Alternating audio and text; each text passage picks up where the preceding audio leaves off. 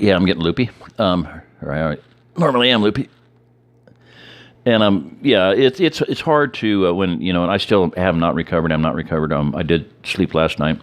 The other day when I did like 13 videos, it was like that was just overkill. I should have checked the first one when I did one on the phone. I should have checked it, and I would have seen that it was bad. I wouldn't have wasted my time on the other two because I don't hardly remember what I even covered. There's some really good topics, but if they're blank, they're blank. My mind's blank too. I worked at a steel shop and I ran the computerized bandsaw, and all the time they would come to me and say, "What did you cut yesterday?" Because they had to go track down or something in order, and I was like, "Don't ask me." I mean, I've got a delete file, trash file. My mind's so full of stuff that don't ask me what I did yesterday. Literally, I can't remember. And I told them that. I had to be very clear. I said, I don't remember. Now, go ask Merle, because Merle knows everything. And Merle knows what I did, and Merle knows where the stuff is. The guy that used to run the bandsaw one time, he had messed up an order. And so he found a 55-gallon drum where they put the scraps, and he buried it in there. And he covered it up with a bunch of other stuff. And when Merle came and said, "Where's that stuff you cut?" And he goes, "I don't know." And Merle kept asking him, and he went over the whole place. And Merle was so sure that he had cut it that he ended up finding it in the 55-gallon drum where he stashed it. So, yeah, I said, go ask Merle. I said, just don't even ask me. I mean, you could ask me, but I'm not going to remember. I can't do that. I cut it perfectly. This other guy would mess up stuff. I would come in and, measure once, cut twice. I was real good at that. So I saved him a whole bunch of money. It was fun. It was a good job. Actually, I will say this. I'll people don't like Mormons and stuff, or they, whatever. These guys were Mormons. The best job I've ever had in my life, and I've had about 500 jobs. I know people that have had 5 jobs in their whole life. I've had probably 500 jobs, and this was the best. They treated us the best we had. They made breakfast and lunch for us. I mean, it was just phenomenal people, and they've been a blessing to us. I mean, that's why we moved there. Was part of the reason was because I wanted someone for my wife to be near who was a midwife, and one of Ken Andre's wives was a midwife, so it was awesome. Became very good friends, and actually the gal took over Elaine's practice when the big long story, baby died, and felony charges and all that crap. Hospital killed the baby and blamed her. Yeah, whatever. So this recap, I think, that's all I want to say on all that. I would look at kefir, absolutely. Kombucha, absolutely. Cabbage, sauerkraut. Kefir, kombucha, cabbage. There you go. KKK.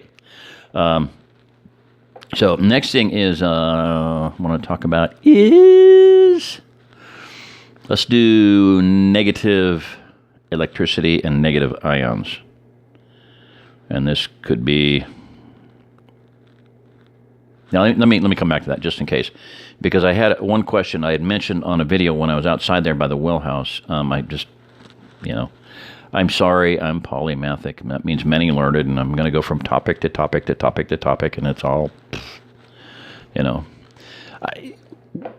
about 2003.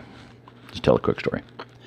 Started going feasts, and the first feast I was at, there was a guy there, young guy. I mean, he was a engineer. He was a miniaturized robotics engineer. This guy was brilliant. He's the only person I've ever met in my life who actually read R. Buckminster Fuller's book.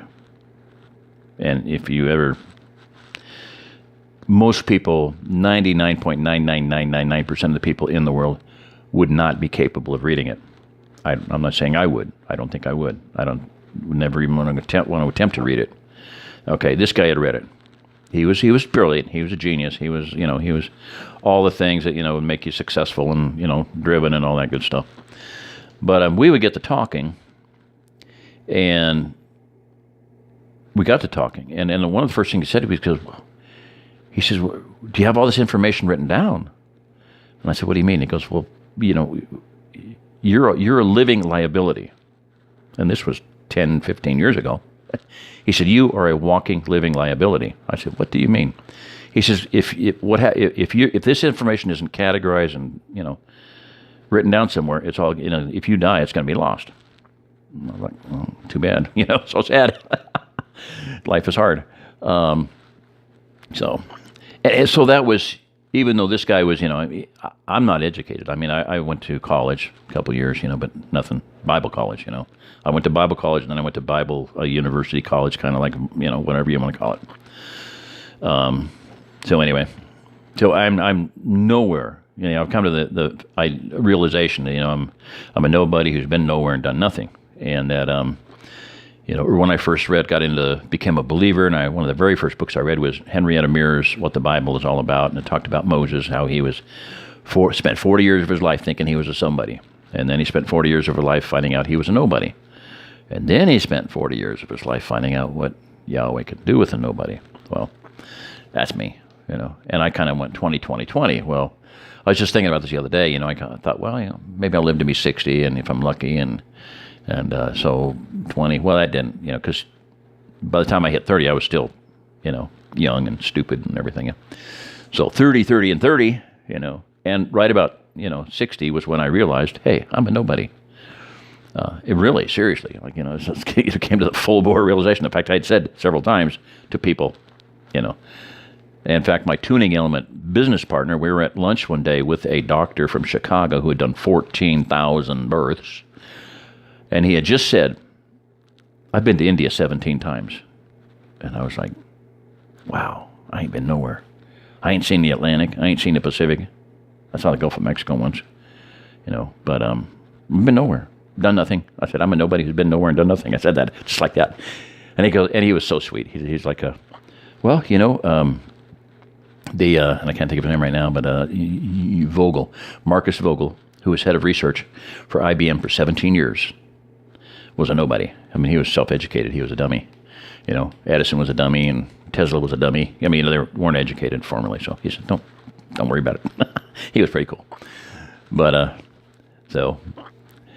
yeah. And the biggest hope is that, Yahweh uses the nothings of the world to bring to nothing the things that are.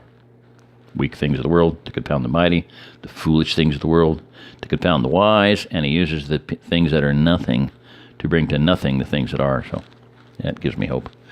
And that's what he's doing. That's what he's doing, is he's using nothing. And that's one of the biggest things about this whole region here, the Ozark Plateau. There's nothing here. Oh, it's a poor place. Oh, a bunch of dumb people there. Bunch of rednecks, bunch of hicks, bunch of backwoods people. Well, there are a lot of backwoods people that, and hicks and dummies and idiots that believe in a creator and believe in the earth that he created. And that earth, let me tell you, that he created is powerful. Okay. I believe, personally, I will say this, I believe it's a conjecture on my part. It's a educated guess conjecture that the springs here, which is probably, for a fact, at least 2.5 billion gallons of water every day coming out of the ground, but that's only in the first 3 magnitudes of springs. There are 8 magnitudes of springs. And there's where the first 3, you can actually find them because they're huge. Big hole in the ground, as big as a house. That's a river coming out of the ground and going on down. And there's a fish hatchery. I've said that before. Okay? Those are huge. But, there's billions, hundreds, thousands, millions, maybe billions of them. One of the properties that a guy, Ben Zeding, that found our place for us, he had a property, 15 acres. Here's a tree. Here's a spring. There's a pond. 24 hours a day, 365 days a year. Little bitty spring coming out right from under a tree, out from under the tree. Ugh, how many of those are there? Rivers, you can't count them because they're underwater. Okay. Bunny trail. BT. All right. So springs, that water. This is just a conjecture on my part, and I've said it before on another video. But I wonder. Okay, let me say, is it possible that ice, freezing cold water comes from somehow outside the firmament, and that it's not unique to, but there's a lot of them in the Ozark Plateau. A lot of them. 20. Look up 20 largest springs in Missouri. Yeah. 1 million gallons a day. Round Spring. Big Spring is the largest one. Look it up. Okay. Cave Creek, Round Spring, Bennett Springs, Roaring River comes out of a mountain. Bennett comes out of a big hole in the ground. Crystal Lake Fish Hatchery, Hodgkin Mill that you've all bought flour and with a little pretty picture of the red mill. I've been there. Beautiful. Oh, it's still there, pristine. They don't do anything with it. All there is a photo op, but you could turn, it's here. You pull this lever and you got a mill running again. Wow. Awesome. I mean, really. So, a lot of water. Now, springs have nothing to do with the aquifers. And, you can see the, if you get up a map of, the Ozark Plateau, and I'm not going to really draw it accurately because it's more of a diamond, but, on, when you see the actual outline, it doesn't look like a diamond at all. This one lady said it looks like a piece of bread, But if you pull up a map of the Ozark Plateau, and then you pull up a map of the aquifers under the Ozark Plateau, guess what? Exact same map. Every square foot of the Ozark Plateau has an aquifer under it, which means that anywhere you drill a well, you will get water. Okay. So I got a friend that lives in southeast Kansas, and he drove to St. Louis to buy somebody bought a Toro or whatever it was, a well drilling machine, a small one, and reason being because he's out in the flats and he can drill wells. He said I can drill 30 wells on my property, because Kansas said open season, They did a moratorium. I said that before, but, they did a moratorium for, no wells. We're doing a study. They did the study. When the study was over, because they were concerned about the water supply there. And, when the study was over, they said, drill as many wells as you want. We don't care. You'll never be able to use up all the water. Have at it. So, all right. So, negative ions. Did I do what I was going to talk about or not? Nope, I didn't. Doggone it. 12 minutes. Okay. You're going to get 3 minutes of vitamin C and salt. Eat salt. Okay. Lyme disease. LymePhoto.com was a website where a bunch of Lyme sufferers had chewed up their insurance. They were getting no help. They were in pain. They were sick. They were dying. And they all bought their own microscopes and they bought slides and all this stuff. And they started doing their own research and they determined that it was a salt deficiency. And so they came up with a protocol. I'll make a separate video on this. I just want to get this out right now, and then I'll come back to it because I want to read some of the material I have. But the thing that absolutely sucks, and it makes sense. I mean, this is just like, oh, what a surprise. But the website, after all these years, is gone. And that sucks really big time. I was really sad to see that. Phenomenal work, phenomenal. I mean, they had microscope pictures. Oh, man, it was really a phenomenal website. I mean, they proved that, yes, there's a bacteria involved, but pleomorphing, we'll go into that later. I don't want to get into that. That's a bunny trail in and of itself. Louis Pasteur, the fraud, the plagiarizer, the phony, the @ $, double $, parentheses, the asshole, whatever. Low life scumbag, moron, idiot.